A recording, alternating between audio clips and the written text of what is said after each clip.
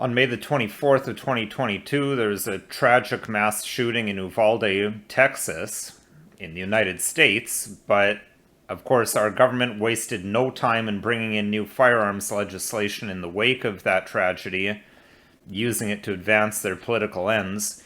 I want to take a look at that new legislation that was just introduced on Monday, May the 30th, on today's episode of Don't Talk TV.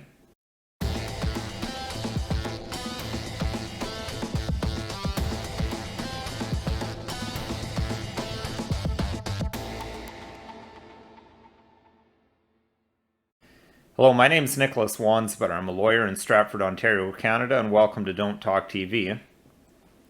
So as I mentioned, just a little over a week ago on May the 24th of 2022, an 18-year-old young man, must have been a very troubled young man, went into an elementary school in Uvalde, Texas, with a couple of AR-15s, thousands of dollars worth of ammunition, and he ultimately murdered 21 people, 19 of those people being children.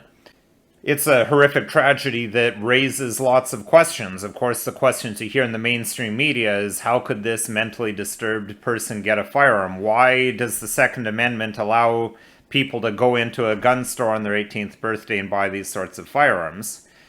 They're valid questions. Some of them have answers, like the how could he buy a handgun? Apparently he had the two AR-15s and a handgun. He actually legally couldn't. So the real question is what happened, what broke down in the process that he was able to get his hands on a handgun? Because notwithstanding the Second Amendment, and contrary to popular belief, in the United States it isn't a complete free-for-all where you can just get firearms whenever you want. I think there's also other very valid questions that are not being asked by the media, such as, how does an 18-year-old who works part-time at Dairy Queen have $5,000 on his 18th birthday to buy two AR-15s? They're Daniel Defense AR-15s. You can look it up to see how much they cost. And thousands of rounds worth of ammunition. About $5,000 worth of firearms and ammunition that he apparently went and bought right on his 18th birthday. How did that same 18-year-old person, again, working part-time at Dairy Queen, afford a $30,000 truck? That's the truck that he crashed on his way to the school. He crashed quite near the school, hopped a fence, was somehow able to evade a school police officer. And one might also ask the question of, how is it even possible for there to be such a coincidence that a teacher just happened to leave a door ajar so that he was able to get in, the same door that police weren't able to get into? And there's another valid question of, why did the police wait outside for over an hour, to the extent of handcuffing parents who tried to go in, rather than going in and trying to stop the gunman before he killed all these people? These are all questions that aren't being asked. I think they're questions that need answers. They're not questions that I can answer on Don't Talk TV. But what I can do is have a look at how our government has taken advantage of this situation to advance their agenda of taking firearms away from Canadians. I talked about this last year. I'm not exactly Nostradamus here in saying this, but in episode 50, I did predict that firearms legislation would be back on the table in the very near future, and here it is. Now, one might initially wonder, how within 6 days did they already have this legislation written up and presented to Parliament? Well, this is pretty much all a rehash of legislation that it had been on the table before the last election. It died because it hadn't passed Parliament yet, so now it's brought back in. And unlike last time, the Liberal Party of Canada now has a coalition government with the New Democratic Party. The NDP has, so far, by their actions, shown that they will accede to any request of the Liberal Party, so we can be assured that this is going to become law eventually.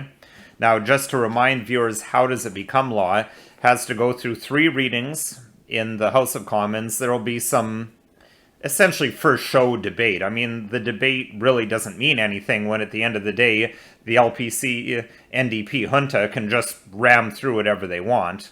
Then it'll go to the Senate. The Senate is almost entirely Liberal Party of Canada appointees. I think there's only 13 Conservative appointees, thanks largely to Stephen Harper leaving numerous vacancies when he left office. And once it gets through the Senate, then it goes to Her Majesty the Queen for royal assent, but she essentially rubber stamps everything that comes from Parliament because of this almost religious belief in democracy that we have, that the Governor General and the Queen will never exercise their executive powers. So on paper, we have some checks and balances, but in reality, that really all power is vested in the Prime Minister. So that process will be followed, but ultimately I do expect this legislation to become law. So let's have a look. I'm going to go through it quickly because I have really gone through a lot of this before. You can take a look at earlier episodes. I'll put some links in the show description for more detail, but I want to look at the highlights of Bill C-21 that was presented for first reading on Monday, May the 30th of 2022. Alright, so here we have Bill C-21, an act to amend certain acts and to make certain consequential amendments regarding firearms, and again, first reading, May 30th of 2022.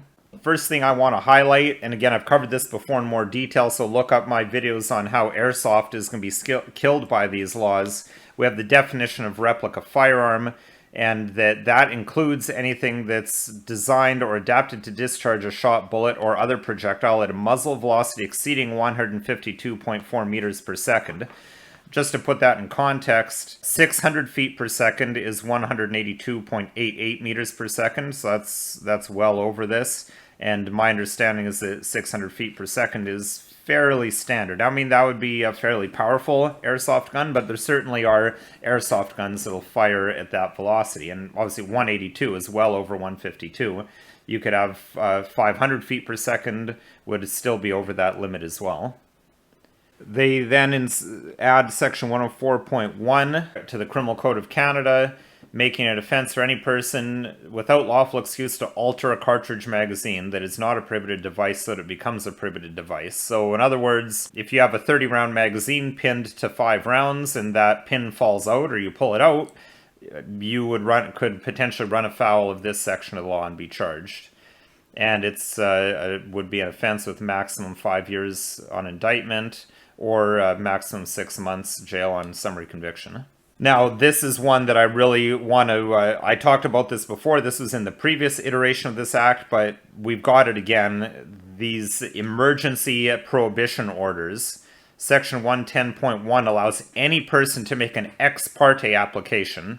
Now, ex parte means that the person who's being accused or who's at risk of losing their license, they don't get to even know that this is happening. They certainly don't get to attend or be represented by counsel or make any counter arguments or counter evidence. So basically, whoever makes this report, they just get to go in and say whatever they want, and there's no opposing side. So it's not an adversarial system. So they can make this ex parte application if they believe on reasonable grounds that it is not desirable in the interest of the safety of the person against whom the order is sought or of any other person that the order sought should possess such a thing. So if they think it's not desirable for someone to possess something, they can raise this.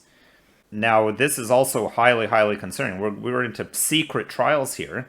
A provincial court judge may hold the hearing of an application in private if the judge considers it is necessary to protect the security of the applicant. Not only is there no right to defense, it's also can be completely in secret. And so then at the end, at the conclusion of the hearing, if the provincial judge is satisfied that the circumstances exist, they shall make the order. So it's not discretionary. The judge has to make the order if they find that this person has presented them enough evidence. The police can then seize, under subsection 6, they can seize the weapon without a warrant if they deem that there's reasonable grounds to do so and that it's not desirable, again that word, not desirable, to go through the trouble of seeking a warrant. Then section 110.2, an order can be made denying access to the information that was brought up at this hearing.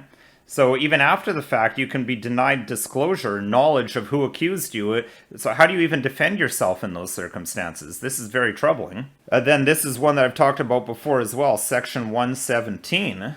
Of the criminal code is being added to allow for an ex parte application before a provincial court judge against a person who cohabits or is an associate of a person who's prohibited. So if you even know someone who's prohibited, they can get an emergency order put on you And again, the hearing under sub 2 can be held in private. And now here's another important one. Firearms Act, Section 6 is varied to add that if anyone is bound by a protection order, which is like the Canadian version of restraining order, they lose their license.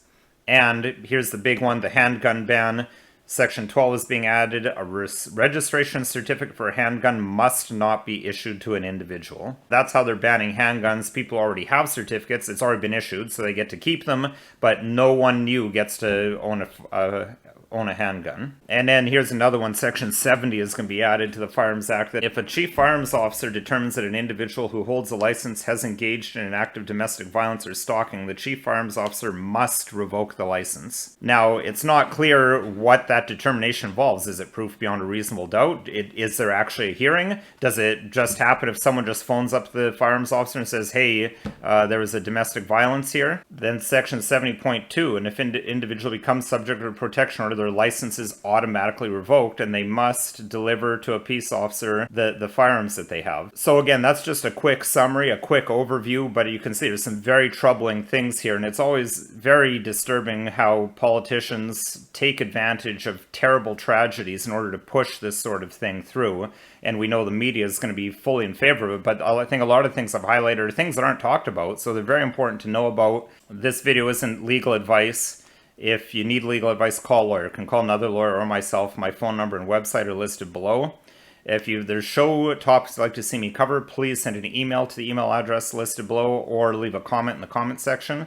And if you found this video at all interesting, helpful, or informative, please consider liking, sharing, subscribing, and following us on social media.